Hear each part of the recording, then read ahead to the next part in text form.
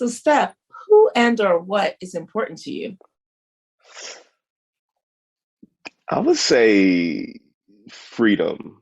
I think freedom is like the most important life quality for me in particular. So as an artist, I think like, and as an educator, I think like freedom of thought and freedom of expression is something that I hold dear to me, and I think it's something that uh, I know people feel like freedom of expression is like under attack, right? With cancel culture and all of these things happening. But I think that freedom to express ourselves in the best way that we see fit is like really important.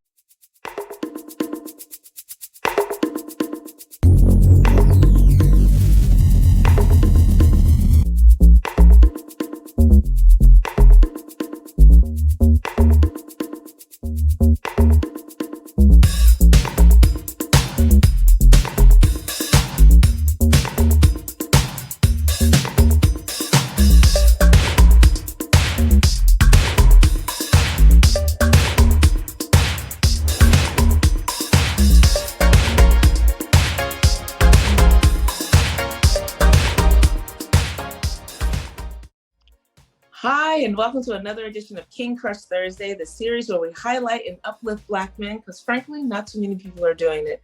My name is Val Gay, and I am thrilled to bring this brother to you today. He is an interdisciplinary artist specializing in photography with interest in video installation, music, digital fabrication, sculpture, and performance.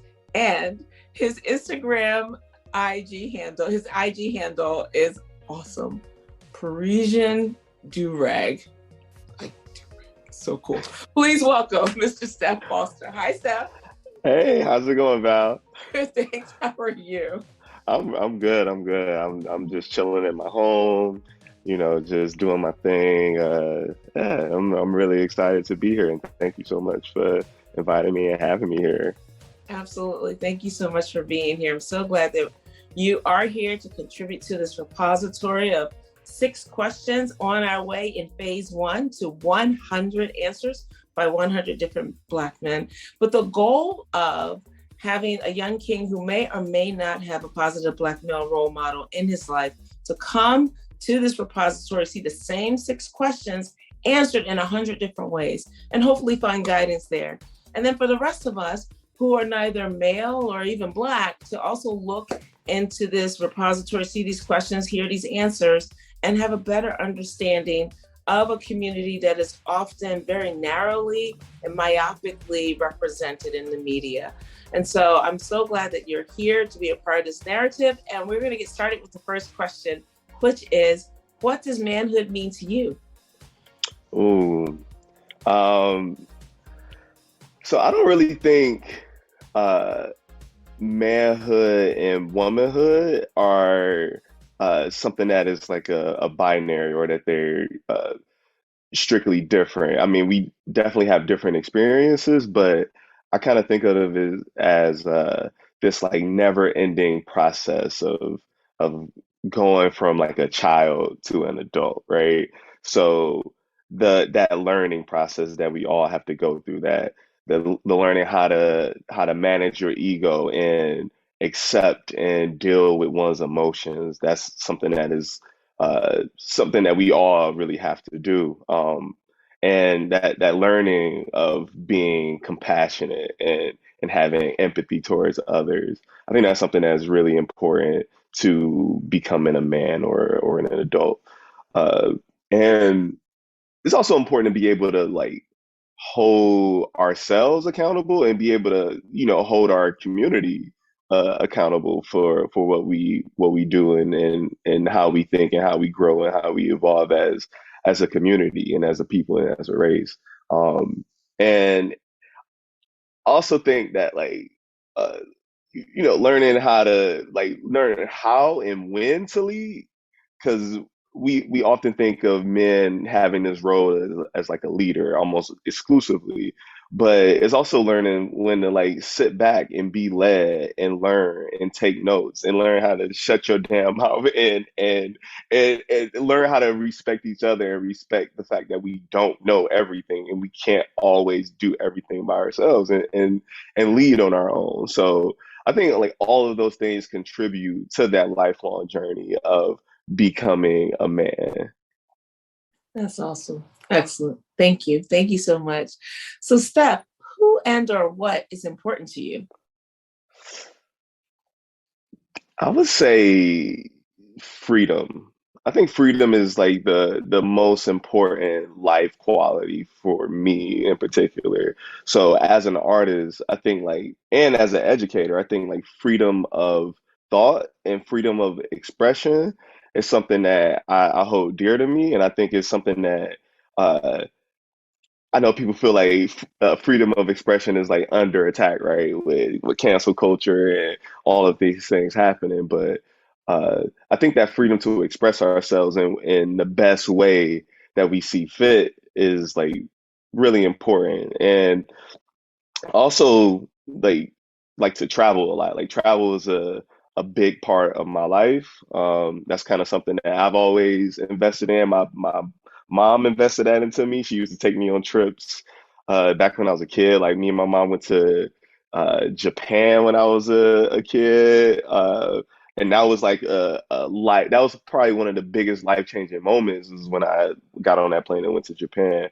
My mom also took me to London when I was a kid. And she was like a hard worker too. Like she was like a factory worker in Detroit.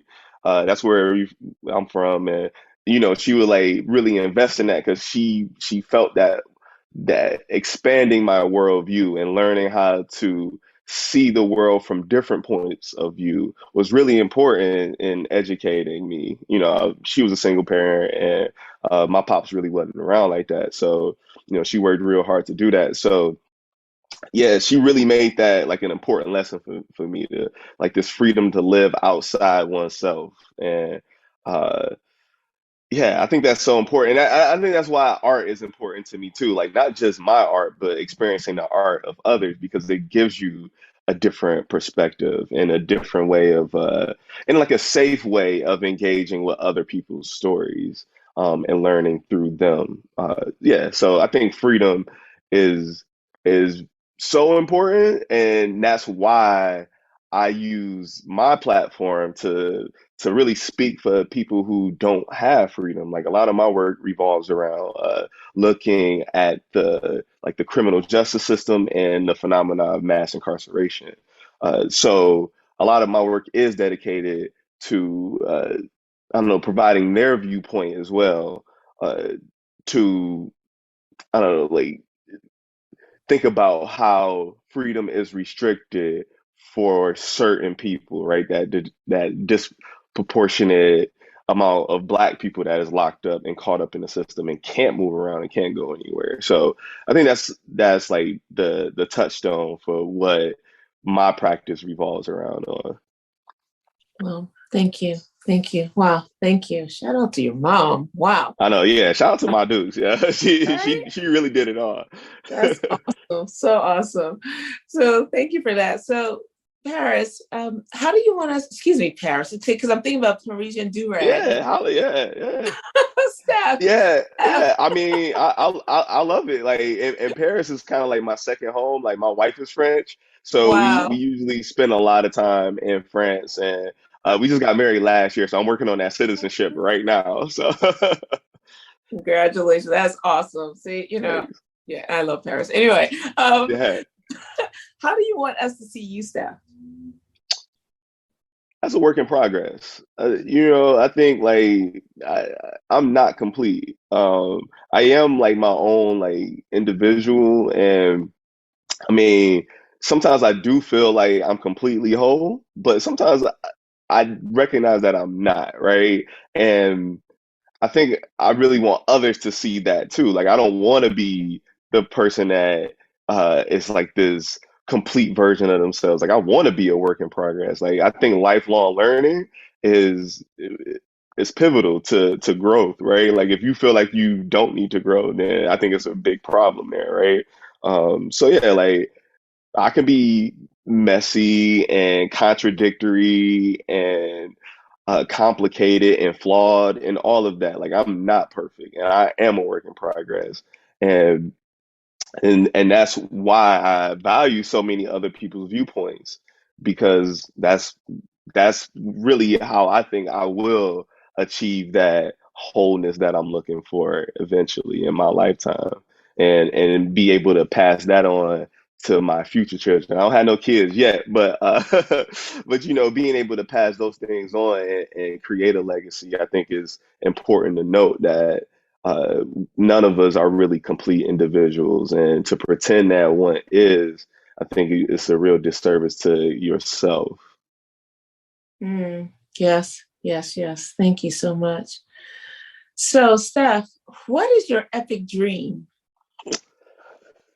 So I was having a conversation about the art world the other day, and I think it's, I mean, I think the art world is really fucked up. I don't know if I can say that, but I think the art world is messed up. I think is really flawed, and I, I I think that like we all know that with the art world, it's not really about what you know about or how much talent you have. It's really about who you know, what they say, and like the who is really like a synonym for like power, like the proximity you have to power. And I don't know, I think that's kind of messed up because it's kind of like been the same exact people holding the power. Like for as long as we have known the art world. So, like, one of my things that I really want to do is dismantle those power structures in the art world. So, kind of, I want to help nurture and build a, a arts community that nurtures itself and is actually sustainable. We do live in a capitalist society, so I do want artists to be able to make money and thrive and survive. Um, in that. So I just like started a new company, and it's launching very soon. It's called Athenium Editions. And yeah, it's just a way that we can sell and publish artwork that can sometimes that is overlooked by the commercial art world in times, and ways that we can create this community that lives outside of those power structures where you know everything is gate kept, and the way to power is proximity to a, or the way to like sustainable art is you know guarded by a powerful white man. Like I want to get around that, right? So that's why I'm starting this company, so I can kind of help nurture that arts community in Philadelphia and beyond, right? So that's kind of like my epic dream, to see Athenium become a place where people can, yeah, publish their work, get paid for it.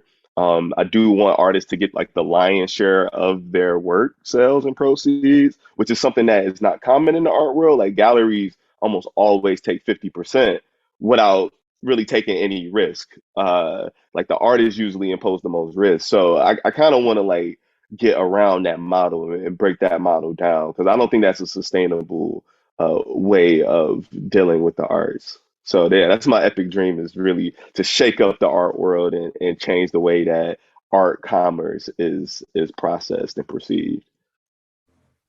Awesome. That's needed. Awesome. Hmm. Excellent. Excellent. Wow. So you've been really shining a light on question number 5 all along, and explicitly, but I'm going to ask you implicitly, Mr. Steph Foster, who are you? So I am a young artist from Detroit, Michigan, that was raised by primarily all black women that were powerful, and they just knew how to make something from nothing, and really taught me how to just get it out the mud, right? Like that's kind of how I was raised. So yeah, I think that is like who I am is this complicated individual that isn't complete, but uh, it has just been really raised by a community, like a village, my family and my friends and everybody that I met along the way. Like I feel like um, uh, I don't know if you ever heard this before, but they say that a person like personality is a combination of the five people that is closest to them, right?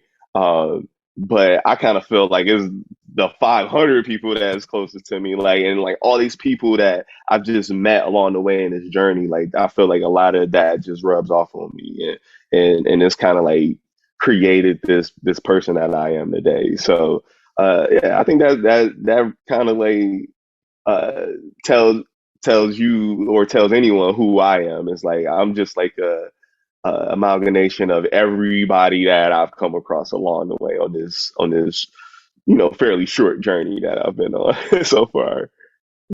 Right. That makes a lot of sense. Makes a lot of sense to me. Hmm. Thank you so much. So here we are already at question 6, which Okay. is there anything that I should have asked you that I didn't ask you or you wanted me to ask you that I didn't? In other words, what did I miss? Yeah. So like one of the things that like I like to ask people when I talk to them, especially artists, is like how do they decompress or rinse off the trauma of the day, right? Like a lot of I feel like especially the work of Black artists is particularly valued when it's like comes from a place of trauma for some reason, right? Because we have been very resilient as a people, right? And trauma has been a big part of our legacy and our history, and it's still a lot of unpacking to do, right? But yeah, like that's kind of like the thing that I'm really interested in with people is like how do they decompress? Can I ask you that question? Like what do you do to decompress? Wow. Okay, this is the first. I would I would say, and I was noodling as you were saying, I was like, oh, that's a good question. I I read, I meditate, I pray, I will listen to music that doesn't have lyrics because as a Mm, singer, as a musician, um, and that is pretty placid because if it's too complicated, my brain it just is the equivalent of me running around, you know. right, And so, right, right, right, right. so as getting as still, I guess that's the answer. Getting as Mm, still as possible to allow myself to be reintegrated and to allow mm, every part of myself to rest. And it mm, doesn't mean sleeping. Sometimes it means just falling asleep, but other times I notice it's just stopping and literally having all the things that are just going around, just everything just coming back into alignment, if you will. mm-hmm, That's how. mm-hmm. Yeah, facts. That's a great answer. Yeah. Yeah, for me, like I will also say music is like one of those things that uh just help me just kind of take everything in, like traveling and music. And uh particularly like I love Korean pop music. That's probably like one of my favorite genres of music ever. Like I love K-pop. It is just so good. It's nice not sometimes like not even understanding what they are saying or understanding the lyrics and just being able to like go deep into the melody and how they move and how they sing. And, I love watching it as well. Like, I think watching it on TV is like an experience, like how it's like an entire package. And I don't know, like, I feel like as an artist and academic, like a lot of the people that I engage with can be so damn pretentious, like, oh, I only listen to Miles Davis on vinyl and blah blah blah. Like, and I love how like K-pop it can be cheesy and it can be fun and it's just about a vibe and a good mood and it's about being happy and living life. It's just so good. And Yeah, I actually went to a Blackpink concert this winter, and it was just like in Paris actually, and it was just a great experience to see it live and be within that community in real life, especially after the pandemic. That's when I really got into K-pop, was during the pandemic, and being able to like actually engage with the community was a good time. So yeah, that's kind of like my like outlet. It's like, I might be walking down the street, just looking, just thugged out, like in my headphones. I'm like, listen, like I know, right? Doing all the dance moves and like all the stuff in my head, right? But yeah, so yeah, that's really a way that I like, I learned to like really calm down, and I feel like it's like a mixture between travel and music, right? It's kind of like both at the same time. So yeah, that's kind of what I'm into right now. That is awesome. I have to say, I love K-pop. I was first introduced in Korea. My daughter spent a year there, and so I spent a significant amount of time in Korea. And it was a cultural phenomenon in so many ways, and it's something powerful. What I've learned, especially when you're in a country. And so again, shout out to your mom for exposing you, because I speak several languages and at least can read and write and not necessarily hear or understand everything, but when I hear it, but when I see it, I can get around in most places in Europe and, most of the world because of colonialization, right? But Yeah. but in Asia is very different because you can't sound out the symbols, right? You got to know what they or you just become very observant. And so what I learned, like riding the subways in Korea, all across Korea, especially when I was alone, is that I became so much more observant. I got to observe people and got to see culture in a different way. And then it made me introspective about my own culture and where we could connect and where we're different, and not judgment, but like just really observing. I went to my a huge, it was like 20,000 people, hip hop concert in Korea, in Korean. Everybody jealous. there, Korean, except for my daughter and me. It was awesome. Yeah, that's how I'm so jealous. It was awesome. And literally the next day they had like a Kiss, like the band Kiss, like a, what do you call it, glam rock concert. Again, other people all dressed like the glam rock folks, right? And just into the culture. And what I learned from that is, one, culture is, aspects of culture is so porous that it kind of goes everywhere, right? Like it's like water, it goes everywhere. And like water, it can be tinted and flavored with whatever it comes in contact with. Right. So the hip hop concert I was at, it was definitely hip hop, and those kids were hard. And at the same time, it was definitely Korean.